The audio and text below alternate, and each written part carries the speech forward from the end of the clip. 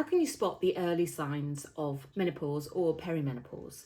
My name's Laura Della Harp and I'm a nutritionist. I think this is the bit that women have struggled with over the years, because actually the first signs that things are going a little bit awry will be your cycle, most likely. So your cycle's supposed to be 28 days. So that if we're counting from the first day of your period, we're then in what I'd call the estrogen half of your cycle, which spikes up just before ovulation with follicle stimulating hormone rising at the same time. And once we've ovulated, then the estrogen starts to drop and the egg has been released, and around the egg is an area called the corpus luteum, and this area releases progesterone. So what we start to see second half is progesterone rising.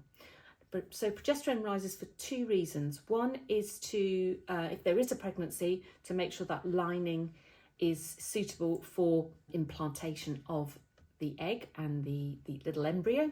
But if there isn't a pregnancy, then progesterone's second job is to thin that lining back down so that by the time you get to your period, you're not losing too much blood. Now, what can happen with some women is that second half, that's supposed to be around about 14 days, starts to get shorter and shorter and shorter. So maybe their second half is actually only 12 days, maybe 10 days, something like that. And so there's less time for progesterone to do its job. And so the periods start to become heavier and periods start to become more irregular. What you'll also see is that some months, maybe some women actually aren't ovulating. And so there's even less progesterone that month because the corpus luteum isn't there in the same way. So things start to go a little bit bonkers. What I'd say is to start tracking your cycle, how heavy it is, so you can start to see if you can see any pattern.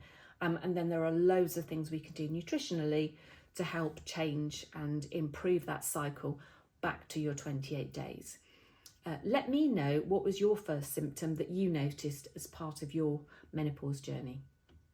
So that's if you've got like a regular cycle already. What Yes. if how does different contraceptive pills affect that?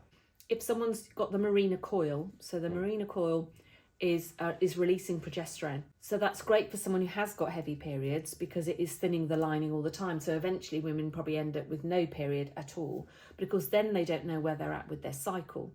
So when they're coming into menopause, they're starting to get other symptoms and they've no cycle to reference. And when I do things like the Dutch test to see what their hormones are doing, we can't do it because we can't find where they're ovulating to work out the best days to do the test. You know, obviously the Mirena coil is great for some women because they've had such awful periods and they don't want to they don't go on maybe with the contraceptive pill. The Mirena coil goes in for 5 to 10 years. So it's something they don't have to think about for a very long time. So it suits a lot of women. So I get why they do it. But at the same time, you're really not sure what your body's doing when you're then into the perimenopause, and then it's harder to know how best to help you because the symptoms are quite confusing, because some of it can be progesterone dominance from the coil, which can give you symptoms like breast tenderness, water retention, to name but two. You can get the little implant, can't you? And again, some people get on really well with that, other people don't. I think it's an injection as well, I think that some people have. Yep. And I get that because obviously, you know, if you look at HRT now, they're moving away from tablets to more transdermals because then it's not going through your digestive system. So I can see why putting hormones through your digestive system to eventually get to the right place is maybe not a great solution. But a problem with a lot of them is they're for such a long period of time. You can't just say, right, I'm going to stop. Yeah. Or you've got to go and see someone to have things removed, haven't you? Whether it's, to say, under the skin or, and you know, and I think they've got a little bit better at giving women pain relief when they do things like putting in a coil. But at one time there was no pain relief. You were just a woman and you were expected to deal with pain.